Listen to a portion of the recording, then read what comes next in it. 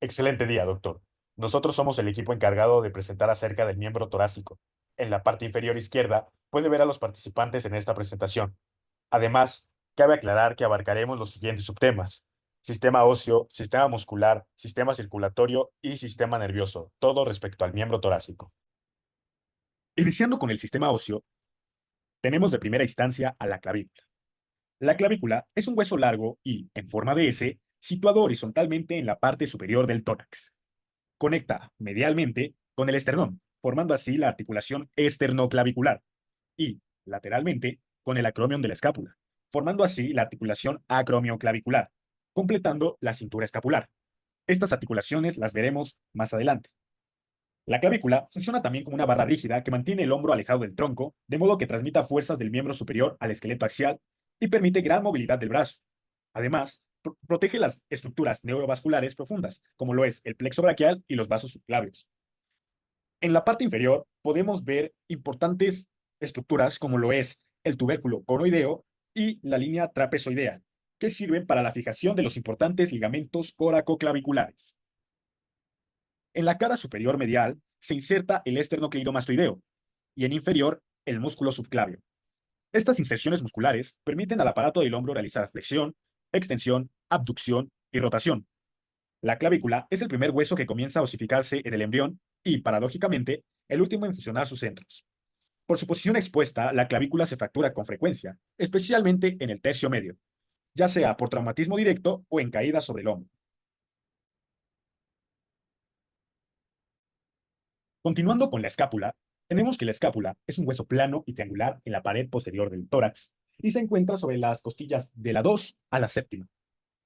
Esta forma parte de la cintura escapular junto con la clavícula, articulando lateralmente con la cabeza del húmero, que es la articulación glenohumeral, y superiormente con la articulación acromioclavicular. La escápula no está fijada al esqueleto axial por hueso, sino por una compleja unión muscular, lo que le permite desplazarse libremente sobre la pared torácica posterior. Su borde medial o vertebral se mantiene en posición principalmente mediante el serrato anterior, trapecio y romboides.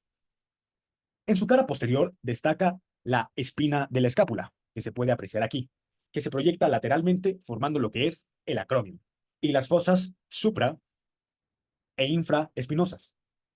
En la cara anterior se encuentra lo que es la fosa subescapular, y en el ángulo lateral de la escápula presenta lo que es la cavidad glenoidea, donde se fija el labrum glenoideo fibrocartilaginoso para acoplar la cabeza humeral.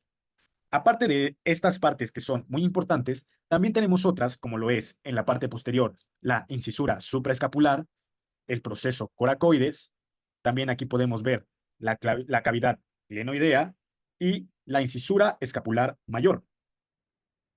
En la parte anterior podemos ver lo que es el tubérculo infraglenoideo, el proceso coracoides, aquí ya está diferente a como está en la vista posterior, y también tenemos a lo que es la superficie articular para la clavícula. Ahora, pasando a la articulación acromioclavicular, tenemos que es una articulación sinovial plana entre lo que es la cara lateral de la clavícula y la parte superior del acromion de la escápula. Lateralmente y por debajo, el complejo de ligamentos coracoclaviculares está formado por lo que es el ligamento trapezoideo y el ligamento conoideo, los cuales conectan a la clavícula con el proceso coracoides de la escápula, proporcionando lo que es estabilidad vertical esencial al suspender el peso del miembro superior de la clavícula. Ahora, los movimientos en la articulación acromioclavicular tienden a ser muy limitados y pasivos, por lo que se producen pequeños deslizamientos y rotaciones acompañando la movilidad de la escápula sobre el tórax. Al ser parte de la cintura escapular, su función principal es ampliar el rango de movimiento global del hombro una vez que las otras articulaciones han alcanzado su límite. Ahora, pasando al húmero, tenemos que el húmero es el hueso largo más grande del miembro superior. Este se divide en tres, en un extremo proximal, donde vamos a encontrar la cabeza, un cuello anatómico, un cuello quirúrgico, que esta es como una línea imaginaria, donde el húmero tiende a ser más propenso a fracturas, y tubérculos mayor y menor respectivamente.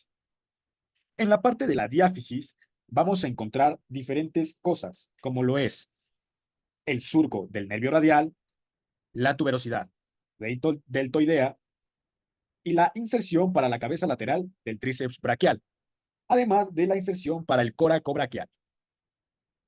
Ahora bien, en el extremo distal vamos a encontrar lo que es el cóndilo. Aquí tenemos una imagen más acercada, el cual está constituido por el capítulo y la tróclea, aparte de tener unos epicóndilos, el epicóndilo medial y el epicóndilo lateral. Proximalmente, la cabeza esférica del húmero se articula con la cavidad glenoidea de la escápula en la articulación glenohumeral, participando en todo lo que son los movimientos del hombro. Distalmente, el húmero se articula con el radio, pues la cabeza del radio se articula con el capítulo y con la ulna, en la incisura troclear sobre la tróclea. A su vez, también vamos a tener partes importantes como lo es la fosa radial y la fosa coronoidea. Ahora, pasando a lo que es la articulación glenohumeral, tenemos que la articulación glenohumeral está formada por la cabeza esférica del húmero, que se puede ver aquí, y la cavidad glenoidea de la escápula, la cual la tenemos aquí.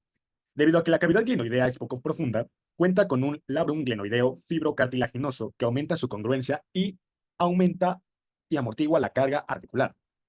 Los únicos límites óseos son el arco coracoacromial superior y la cápsula redundante que la podemos hallar en este punto. A su vez, también tenemos una cápsula articular que se encuentra en este punto, formado por tres ligamentos glenohumerales, el cual es el superior, que está en esta parte, el medio y el inferior. Aparte de estas estructuras, también podemos encontrar estructuras muy importantes, como lo es la bolsa subtendinosa del subescapular, el ligamento coracohumeral, el tendón donde se inserta la cabeza larga del bíceps braquial, una membrana sinovial, una vaina sinovial y también una membrana fibrosa de la cápsula articular. Por esta parte, podemos encontrar nuevamente al ligamento coracohumeral, que lo encontramos en esta parte, un ligamento transverso del húmero, que es aquí, un ligamento glenohumeral inferior ubicado en esta parte, y una abertura para la bolsa subtendinosa del escapular que la encontramos en esta parte. Ahora tenemos a lo que es el radio. El radio es el hueso lateral del antebrazo o el que está del lado del pulgar para mayor comprensión. Este es más corto que la ulna y consta de una cabeza, de un único cuello, una tuberosidad radial, una diáfisis y un extremo distal. La cabeza superior se articula con el capítulo humeral y mediante el ligamento anular del radio rodea la cabeza del radio fijándola al cúbito, la cual se llama incisura radial, para formar la articulación radiocubital proximal que permite pronosupinación. Esta articulación la veremos más adelante. Directamente por debajo de la cabeza se sitúa la tuberosidad radial, donde se inserta el tendón del bíceps braquial, asegurando la supinación y flexión del antebrazo. Pasando a la diáfisis, el radio tiene una sección triangular y está unida al cúbito por la membrana interósea, formando la articulación radiocubital media. Esta membrana permite transmitir fuerzas axiales desde la muñeca hacia el cúbito, y esta articulación también la veremos más adelante. Por parte del extremo distal del radio, tenemos que este se ensancha y presenta una superficie articular cóncava para el semilunar y para el escafoides. Además, posee la incisura ulnar medial que articula con la cabeza del cúbito, formando la articulación radiocubital distal. También, la apófisis estiloides radial sirve de anclaje ligamentoso de la muñeca. Pasando ahora con la ulna, o también llamado cúbito, tenemos que es el hueso medial del antebrazo y su extremidad proximal es voluminosa gracias a la incisura sigmoidea, o también llamada troclear, formada por la parte superior de la ulna. La tróclea humeral encaja en lo que es esta incisura, creando una articulación en bisagra entre lo que es la ulna y el húmero, la cual permite principalmente la flexión y extensión del codo. Continuando en la parte anterior proximal, tenemos a lo que es la apófisis coronoides, la cual encaja en la fosa coronoidea del húmero en flexión. Tenemos que debajo de esta se localiza la tuberosidad de la ulna, donde se inserta el músculo braquial. En la cara lateral proximal de la ulna existe lo que es la incisura radial, en donde la cabeza del radio forma la articulación radiocubital proximal. Este pivote proximal permite la rotación del radio durante pronación y supinación. Pasando un poco a lo que es el tercio distal de la ulna, podemos ver que este se estrecha, presentando una apófisis estiloides ulnar y su cabeza se articula con la parte medial del radio. La ulna, a su vez, también da inserción al pronador redondo y a los ligamentos colaterales. Aparte, tenemos algunas partes importantes de la ulna, como lo es la superficie subcutánea, la rugosidad para la inserción del tríceps y la rugosidad para el ancón. Ahora, para abarcar las articulaciones de manera rápida, porque ya habíamos mencionado algunas, tenemos el ligamento anular, el cual ya habíamos mencionado que rodeaba a la cabeza del radio para poder insertarse en lo que era la ulna. A su vez, también en la parte del medio entre radio y ulna tenemos a lo que es la membrana interósea, que pues forma la articulación entre estos dos huesos. A su vez, más abajo, vamos a tener a lo que es la articulación radioulnar distal, que se establece entre la superficie articular de la cabeza de la ulna, la incisura ulnar de la epífisis distal del radio y un disco articular fibroso, que es el que vemos aquí, que separa la articulación radioulnar de la articulación de lo que es la muñeca propia. Aquí lo podemos ver más de cerca. Ahora bien, hablando de la mano, tenemos que contamos con 27 huesos. Iniciemos primero con los huesos del carpo, los cuales son 8. 4 proximales, los cuales los conforman el escafoides, semilunar, piramidal y pisiforme, y 4 distales, trapecio, trapezoide, grande y ganchoso. Posterior a este tenemos 5 metacarpianos, uno por cada dedo, los cuales consta con una base, cuerpo y cabeza, y 14 falanges, proximales, medias y distales. Cabe aclarar que el pulgar carece de falange media. Ahora bien, entre los carpianos existen articulaciones intercarpianas planas que proporcionan cierta movilidad de adaptación al eje de la mano. Yéndonos más arriba, tenemos a las articulaciones carpo-metacarpianas que conectan cada metacarpiano con los carpos distales. Más arriba tenemos a las articulaciones metacarpofalángicas de los dedos, las cuales permiten flexión, extensión, abducción, aducción en cuestión de los dedos, las cuales son esenciales para el agarre y están reforzadas por ligamentos colaterales y platillos ligamentosos palmares. Finalmente, las articulaciones interfalángicas, que permiten la flexo-extensión fina en el puño o la pinza digital. Cabe aclarar también que tenemos algunas estructuras muy importantes, como el retináculo flexor, el cual es comúnmente conocido por el túnel del carpo. Ahora les voy a hablar sobre los músculos del hombro, la cintura escapular y el brazo. Vamos a dividir esta explicación en dos grupos. Primero los músculos del hombro y la cintura escapular y después veremos los del brazo. Empezamos con los músculos del hombro y de la cintura escapular. Estos músculos son los que conectan la escápula, la clavícula o el húmero con el tronco y se dividen en dos grupos: los músculos superficiales y los músculos escapulohumerales, que también se conocen como los músculos intrínsecos del hombro. Dentro de los superficiales tenemos al trapecio, al dorsal ancho, al elevador de la escápula y a los romboides mayor y menor. El trapecio es un músculo grande y plano que cubre la parte posterior del cuello y la parte superior de la espalda.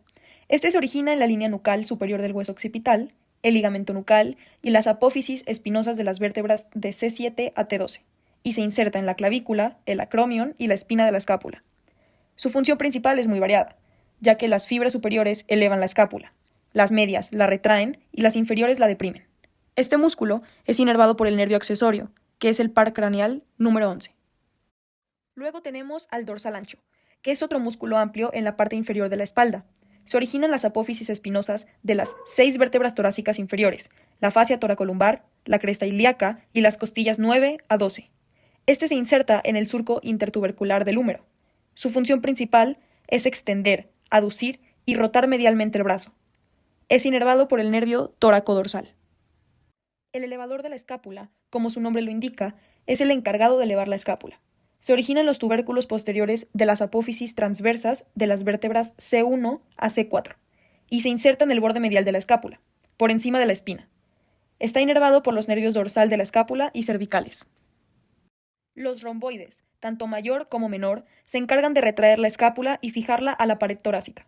El romboides menor se encarga en las apófisis espinosas de C7 a T1 y el mayor en las de T2 a T5.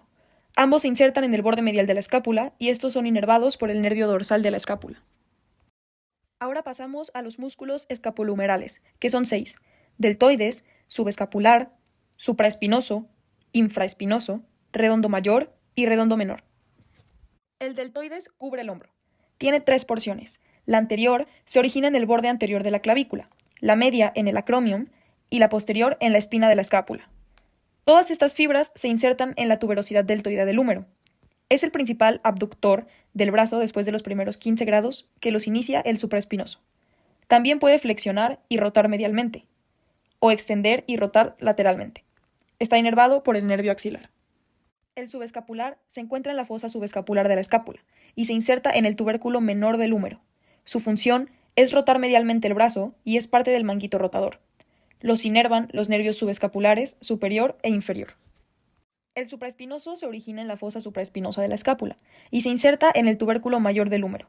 Su función es iniciar la abducción del brazo hasta los 15 grados y luego el deltoides toma el relevo. Es inervado por el nervio supraescapular. El infraespinoso se origina en la fosa infraespinosa y también se inserta en el tubérculo mayor. Rota lateralmente el brazo y también es parte del manguito rotador. También lo inerva el nervio supraescapular. Ahora vamos con los dos últimos, que es el redondo menor y el redondo mayor. El redondo menor se origina en el borde lateral de la escápula y se inserta en el tubérculo mayor del húmero, ayudando también en la rotación lateral. Este es inervado por el nervio axilar. Y como por último, el redondo mayor, que se origina en el ángulo inferior de la escápula y se inserta en el surco intertubercular del húmero. Rota medialmente y aduce el brazo y es inervado por el nervio subescapular inferior. Ahora sí, pasamos a los músculos del brazo, que se dividen en 2 compartimentos, anterior y posterior.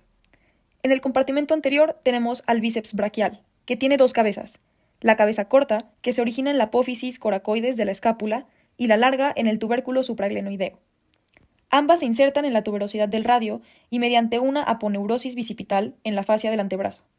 Su función es flexionar el codo y supinar el antebrazo. Este está inervado por el nervio musculocutáneo.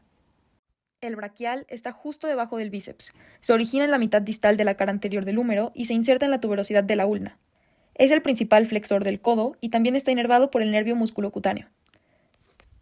El coracobraquial se origina también en la apófisis coracoides y se inserta en la cara medial del húmero. Ayuda a flexionar y aducir el brazo. También lo inerva el nervio musculocutáneo. En el compartimento posterior del brazo encontramos al tríceps braquial, que tiene 3 cabezas.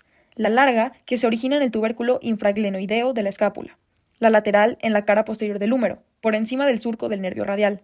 Y la medial en la cara posterior del húmero, por debajo del surco. Las 3 cabezas se unen en un tendón común que se inserta en el olecranon de la ulna. Su función es extender el codo y la cabeza larga también extiende el hombro. Está inervado por el nervio radial. Como por último, el anconio, que es un músculo pequeño. Se origina en el epicóndilo lateral del húmero y se inserta en la cara lateral del olecranon y la parte superior de la ulna. Ayuda a extender el codo y estabilizar la articulación del codo. También está inervado por el nervio radial. Y con esto puedo finalizar la explicación de los músculos del hombro, cintura escapular y brazo. En esta imagen se puede observar la cara anterior y posterior del antebrazo. En la parte anterior tenemos al bíceps braquial, que está dividido en la cabeza larga y la cabeza corta. La cabeza larga se origina en el tubérculo supraglenoideo de la escápula, mientras que la cabeza corta se origina en el proceso coracoides. Ambas se insertan en la tuberosidad del radio y la aponeurosis bicipital, y las dos están inervados por el nervio musculocutáneo, que es el que participa en la flexión del codo y supinación del antebrazo, por ejemplo al momento de girar una llave o abrir una botella. Y debajo de los bíceps se encuentra el braquial, el cual se origina en la cara anterior del húmero y su inserción es en la tuberosidad de la ulna, inervado por el músculo cutáneo, y su principal función es levantar cosas pesadas con los codos flexionados. Más abajito tenemos al pronador redondo. Esta se origina en la epitróclea y se inserta en el radio, inervado por el nervio mediano, y su función es girar la palma hacia abajo como al usar un destornillador. Luego tenemos al flexor radial del carpo. Este se origina en la epitróclea y se inserta en el segundo y tercer metacarpiano, inervado por el mediano. Su función principal es flexionar la muñeca al escribir. Luego tenemos al flexor cubital del carpo, que se origina en la epitróclea y también en el olecranon. Se inserta en el pisiforme y está inervado por el nervio ulnar. Su principal función es sostener objetos firmemente. Luego tenemos al palmar largo, que se origina en la epitróclea y se inserta en la aponeurosis palmar. Y este también se encuentra inervado por el nervio mediano. Y la función que cumple este músculo es la de tensar la palma al agarrar objetos. Por consiguiente, tenemos al pronador cuadrado, que se encuentra en la parte distal entre la ulna y radio, y está inervado por el mediano también. Algunos momentos donde utilizamos este músculo es, por ejemplo, al girar la muñeca al atornillar. Luego tenemos a los tendones flexores, superficiales y profundos. Estos permiten flexionar los dedos, por ejemplo, al hacer un puño o tomar un vaso. Y para acabar con la parte anterior, tenemos al retináculo flexor, que forma el túnel carpiano, y su función es mantener en su lugar los tendones flexores. Por acá también pasa el nervio mediano, y si este espacio se comprime, aparecería el famoso síndrome del túnel carpiano, que provoca hormigueo y dolor en la mano, especialmente en personas que usan mucho la computadora. Para continuar con el antebrazo, ahora vamos a mencionar los músculos que se pueden ver en la cara posterior, empezando con el tríceps braquial. Este se origina en la cabeza larga de la escápula y laterales en el húmero. Su inserción es en el olecranon y está inervado por el radial. Este músculo es utilizado para empujar objetos como cerrar una puerta pesada. Luego tenemos al braquiorradial, que este se origina en la cresta supracondilea lateral y se inserta en el estiloides del radio, inervado por el radial. Su función es levantar objetos cuando el antebrazo está neutro, por ejemplo al levantar una maleta. Luego tenemos el extensor radial largo y extensor radial corto del carpo. Este se origina en el epicóndilo lateral y se inserta en los metacarpos, inervado por el radial. Su función es extender la muñeca al soltar algo. Luego tenemos el abductor largo, extensor corto y largo del pulgar. Estos permiten mover el pulgar en varias direcciones. Un ejemplo muy cotidiano es el mandar mensajes por el teléfono. Después tenemos al extensor propio del índice. Este, como su nombre lo indica, es el que extiende el índice independientemente, como para señalar objetos con el dedo. Y también tenemos al extensor común de los dedos, que, como su nombre indica, extiende todos los dedos, por ejemplo, al abrir la mano. Y por último, tenemos al extensor cubital del carpo, que extiende y desvía la muñeca hacia el cubital, como al girar la llave del agua. Y el anconio es un pequeño músculo cerca del codo, que ayuda a la extensión. Ejemplo de esto es al estirar el brazo para apoyar la mano. También tenemos al retináculo extensor, que mantiene los tendones extensores en su lugar. La mano está dividida principalmente en 5 compartimentos musculares, los cuales son el tenar, aductor, hipotenar, central e interóseos.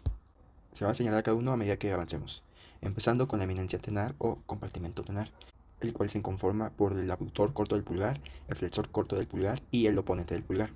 El abductor corto del pulgar tiene origen en el retináculo flexor y huesos adyacentes, y su inserción está en la falange proximal del pulgar. Este está inervado por el nervio mediano, y su función cotidiana sería separar el pulgar, como por ejemplo al agarrar un vaso. Luego tenemos al flexor corto del pulgar, que se origina en el retináculo flexor y se inserta en la falange proximal del pulgar. Este está inervado por el mediano también y su ramo profundo del lunar. Y un ejemplo de este músculo que se utilice es al momento de presionar botones o sostener monedas. Y por último tenemos al oponente del pulgar, que se origina en el retináculo flexor y se inserta en el primer metacarpiano. Este está inervado por el nervio mediano y un ejemplo del músculo a la hora de utilizarse es a la hora de hacer pinza con pulgar e índice, como por ejemplo al abrochar un botón. Luego tenemos el compartimento aductor, que solamente se encuentra el aductor del pulgar. Este se origina en el hueso grande y base del segundo y tercer metacarpiano y se inserta en la base de la falange proximal del pulgar. Está inervado por el nervio ulnar y un ejemplo de este músculo al utilizarse es, por ejemplo, el apretar fuerte el pulgar contra la palma, como al sujetar un martillo. Tenemos el compartimento hipotenar, que está conformado por el abductor del meñique, el flexor corto del meñique y el oponente del meñique. El abductor del meñique se origina en el pisiforme y se inserta en la falange proximal del meñique. Este está inervado por el nervio ulnar, y un ejemplo de su utilización es al separar el meñique, como al sostener una taza de té, por ejemplo. Luego tenemos al flexor corto del meñique, que se origina en el gancho del ganchoso, y su inserción es en la falange proximal del meñique, inervado por también el nervio lunar. Y hay un ejemplo de su uso es al flexionar el meñique para agarrar una bolsa. También tenemos por último al oponente del meñique, que se origina en el gancho del ganchoso y se inserta en el quinto metacarpiano. Este está inervado también por el ulnar, y un ejemplo de su utilización es al rotar el meñique hacia el pulgar, por ejemplo al sujetar una pequeña pelota. Luego tenemos al compartimento central, que se conforma de 4 lumbricales. Estos tienen origen en los tendones del flexor profundo de los dedos y su inserción son en las expansiones extensoras. Como mencioné anteriormente, son 4, hay 2 laterales y 2 mediales. El primero y segundo son laterales y están inervados por mediano, y los mediales, los cuales son el tercero y el cuarto, por el ulnar. Gracias a este músculo se puede hacer movimientos con las manos o gestos. Por ejemplo, uno de los gestos que se puede hacer con esto son el de cuando quieras llamar a una persona. Ves que haces el dedo hacia adentro. Ese vendría siendo un ejemplo. Y finalmente tenemos a los compartimentos interóseos, los cuales están conformados por 4 interóseos dorsales y 3 interóseos palmares. Los interóseos dorsales están encargados de abducir los dedos y están inervados por el ulnar. Un ejemplo de esto es a la hora de abrir los dedos para sostener un balón grande. Y también tenemos a los interóseos palmares, que son 3, como lo mencioné anteriormente, los cuales son los que se encargan de abducir los dedos, es decir, juntarlos o cerrarlos. Y estos están inervados por el ulnar. Todos estos músculos intrínsecos de la mano permiten, en resumidas cuentas, los movimientos finos y precisos esenciales en actividades de, ejemplo, al escribir, al abotonarse alguna camisa o incluso al gesticular movimientos. En esta imagen se puede observar estructuras profundas de la mano, como el ligamento metacarpiano transverso profundo, que es el que une las cabezas de los metacarpianos, estabiliza las articulaciones metacarpofalángicas y son muy importantes al cerrar la mano. Luego tenemos a los tendones del flexor común superficial y profundo. El superficial está encargado de flexionar falanges medias y el profundo se encarga de flexionar falanges distales, y ambos pasan bajo el retináculo flexor. Luego tenemos a las lumbricales, las cuales 1 y 2 son unipenados y 3 y 4 son bipenados. Flexionan metacarpofalángicas y extienden las interfalángicas y se insertan en el capuchón dorsal. Luego tenemos al tendón del flexor largo del pulgar, que flexiona la falange distal del pulgar y este pasa por el túnel carpiano. Y por último tenemos al retináculo flexor, que es el techo del túnel carpiano y mantiene los tendones en su lugar. Y con eso damos finalizado el sistema muscular para proseguir con el sistema circulatorio. Bueno, ahora vamos a continuar con lo que es el sistema circulatorio que va a correr por nuestro miembro superior. Como hemos visto en clases anteriores, como fisiología o el semestre pasado en anatofisio, la sangre oxigenada va a salir de nuestro ventrículo izquierdo y va a salir a través de la aorta. La aorta en esta porción se va a llamar callado aórtico y se va a dividir en 3 ramas, de las cuales solo nos van a interesar ahorita 2. Lo que es el tronco brachocefálico, que va a dar origen a la subclavia derecha y a la carótida común derecha. Y por el otro lado va a estar la subclavia izquierda. Continuando el camino, la subclavia se va a dividir en diversas ramas que van a permitir nutrir a nuestros tejidos, ya sea en nuestra parte anterior o nuestra parte posterior. Por la parte posterior, la subclavia va a dar origen a lo que son las cervicales transversas y la supraescapular. La cervical transversa va a seguir bajando y va a dar origen a su rama profunda de la transversa cervical. Y la supraescapular seguirá caminando y dividiéndose en otras ramas que posteriormente se van a unir para formar todo lo que es la circunfleja escapular. Si vamos por nuestra parte anterior, la subclavia va a dar origen a lo que es la arteria axilar. Viene siendo la misma arteria, simplemente cambia de nombre una vez que pasa lo que es el borde lateral de nuestra primera costilla. La arteria axilar va a dar origen a lo que es la circunfleja humeral y va a seguir bajando. Y una vez que pase lo que es el borde inferior de nuestro redondo mayor, va a dar origen a lo que es la arteria braquial. Esta arteria braquial va a tener otra rama secundaria que es la arteria braquial profunda. De la arteria braquial va a dar origen a lo que es la arteria nutricia del húmero. La arteria braquial es una arteria superficial que muy bien se puede palpar, lo que va a dar origen a lo que conocemos como el pulso braquial, y va a pasar por lo que es entre la unión del bíceps y del tríceps. Entre ese caminito que se forma entre ambos músculos es que se va a poder palpar esta arteria.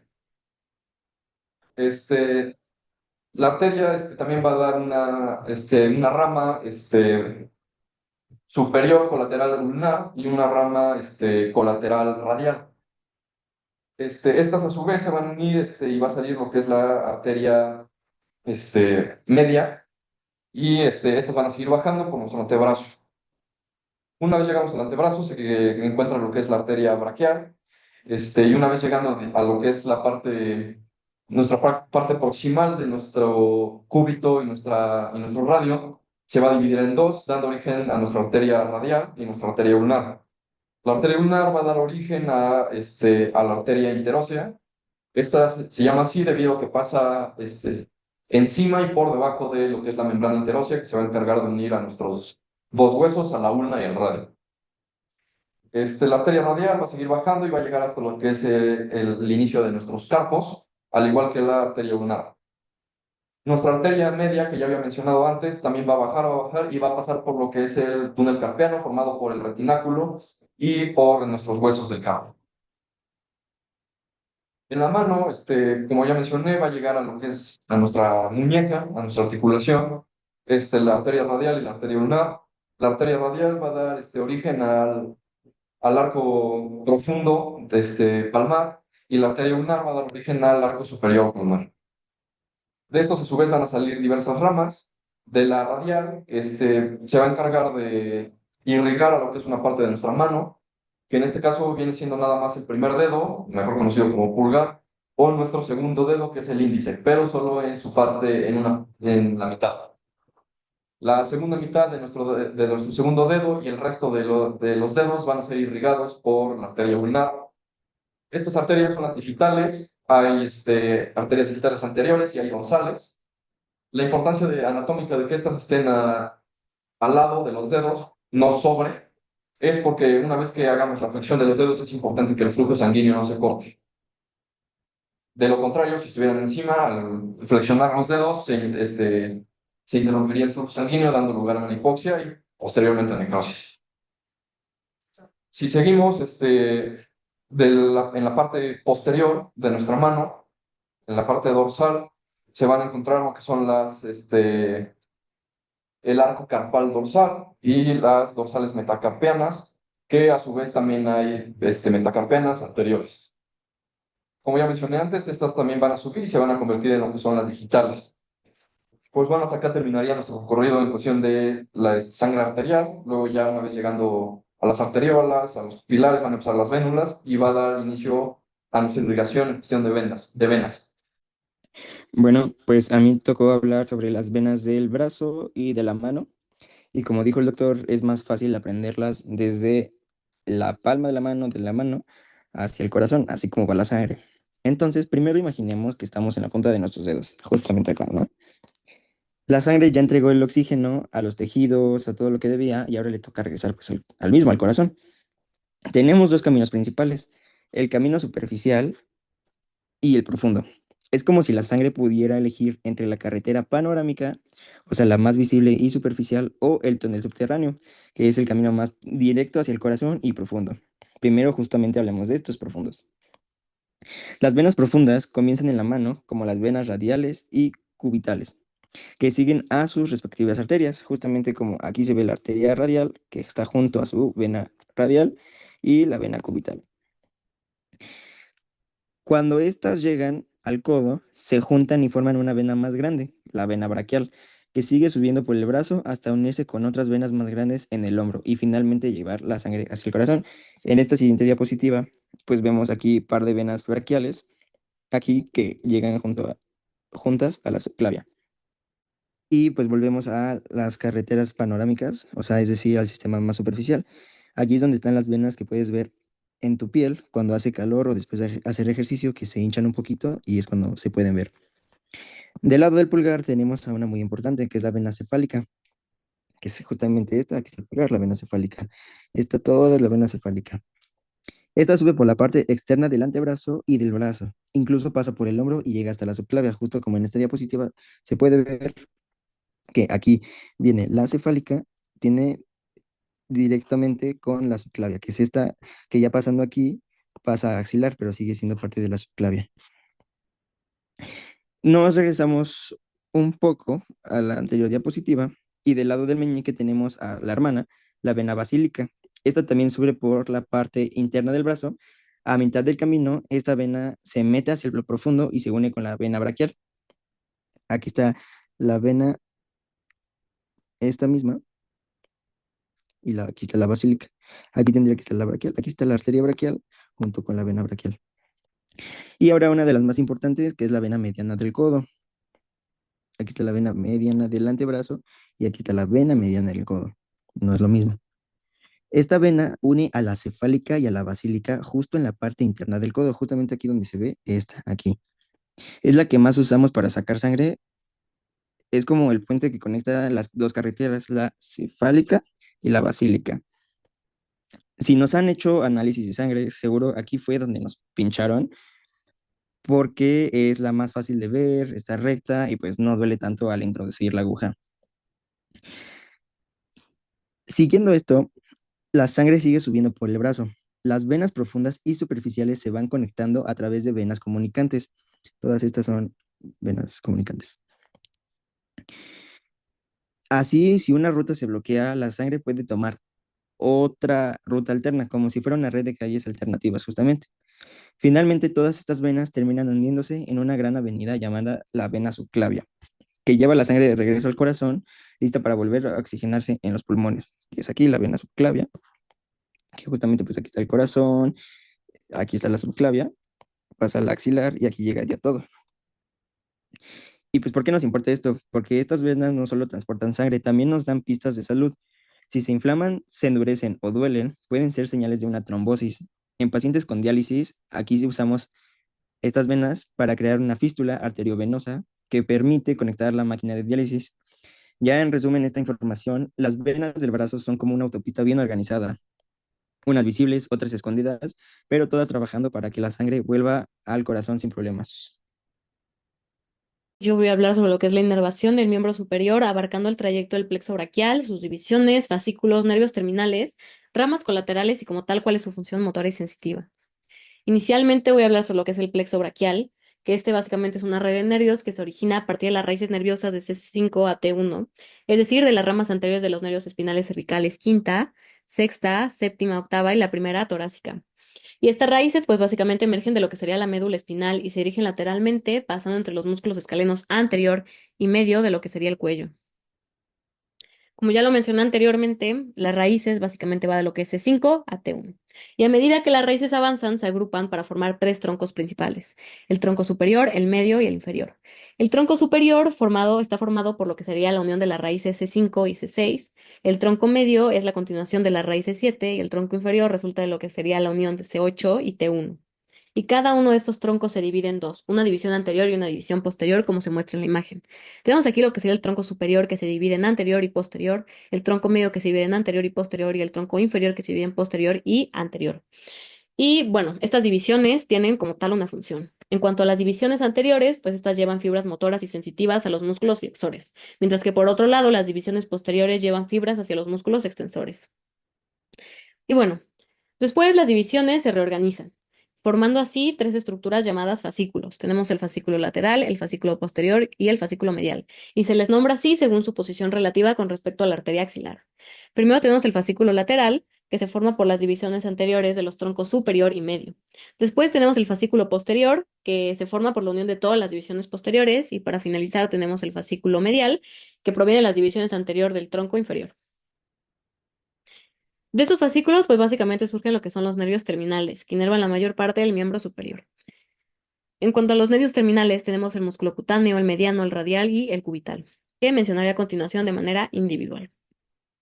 Primero tenemos el nervio musculocutáneo, que justamente es este que se muestra en esta zona. El nervio musculocutáneo proviene de lo que sería el fascículo lateral. Inerva los músculos del compartimento anterior del brazo, como lo es el tríceps braquial, el coracobraquial y el braquial. En cuanto a su función sensitiva, pues proporciona sensibilidad a la cara lateral del antebrazo, como se muestra en esta zona amarilla. Después tenemos el nervio axilar, que se origina en el fascículo posterior. El nervio axilar es este que se muestra en esta zona e inerva lo que es el deltoides y el redondo mayor. En cuanto a su función sensitiva, pues proporciona sensibilidad a la parte de la piel que cubre el deltoides en la parte superior lateral del brazo. Tenemos también al nervio radial, que el nervio radial es este que se muestra en esta zona y proviene del fascículo posterior. Y este inerva lo que serían los músculos extensores del brazo y el antebrazo, como es el tríceps braquial, el anconio y los extensores de la muñeca y dedos. Y en cuanto a su función sensitiva, pues está abarcada la parte posterior del brazo, el antebrazo posterior y la cara dorsolateral de la mano. Después tenemos el nervio mediano. El nervio mediano es este que se muestra en esta zona. Y bueno, esta es una combinación de fibras de lo que sean los fascículos lateral y medial y se encarga de la inervación de la mayoría de los músculos flexores del antebrazo, la eminencia tenar y los lumbricales 1 y 2. Y bueno, en cuanto a su función sensitiva, pues proporciona sensibilidad en lo que sea la cara palmar lateral de la mano, incluyendo lo que es el pulgar, el índice, el medio y mitad del anular. Para finalizar con los nervios terminales, tenemos el nervio cubital o ulnar, que es este que se muestra justamente en esta zona. Y bueno, este nace el fascículo medial, inerva lo que sería el flexor cubital del carpo y parte del flexor profundo de los dedos, al igual que la mayoría de lo que serían los músculos intrínsecos de la mano. En cuanto a su función sensitiva, pues abarca la parte medial del antebrazo y la mano, incluyendo lo que sería el meñique y la mitad del dedo anular. Ahora voy a hablar sobre lo que son las ramas colaterales. Las ramas colaterales, como se muestra en esta imagen, pues son básicamente ramificaciones que nacen de lo que sería el plexo braquial. Por ejemplo, aquí tenemos el dorsal de la escápula, el supraescapular, el pectoral medial, etcétera. A continuación los voy a mencionar de manera individual. Primero tenemos el nervio dorsal de la escápula. que justamente es este pequeño que se muestra en esta zona, y este nace lo que es C5. Como tal, este inerva lo que sería el elevador de la escápula y los romboides, perdón. Después tenemos el nervio torácico largo, que nace de C5 a C7.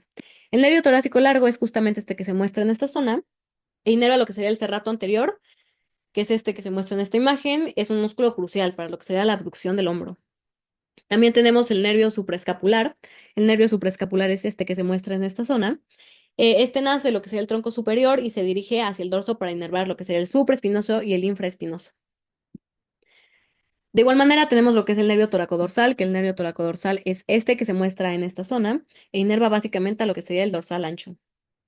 Casi para finalizar tenemos a los nervios subescapulares superior e inferior. De este lado tenemos el nervio subescapular superior y de este otro lado tenemos el nervio subescapular inferior. Estos se dirigen hacia lo que sería el subescapular y al redondo mayor. Para finalizar, tenemos a los nervios pectorales medial y lateral. De este lado tenemos al nervio pectoral lateral y de este otro lado tenemos al nervio pectoral medial. Y estos básicamente están encargados de los músculos pectorales mayor y menor. Y bueno, para concluir, pues básicamente el plexo braquial cumple una función fundamental. ¿Cuál es esta? Pues proporciona inervación motora y sensitiva a lo que es todo el miembro superior, incluyendo lo que es el hombro, brazo, antebrazo y mano, al igual que ciertas regiones de lo que sería el cuello y el tórax lateral. Muchas gracias.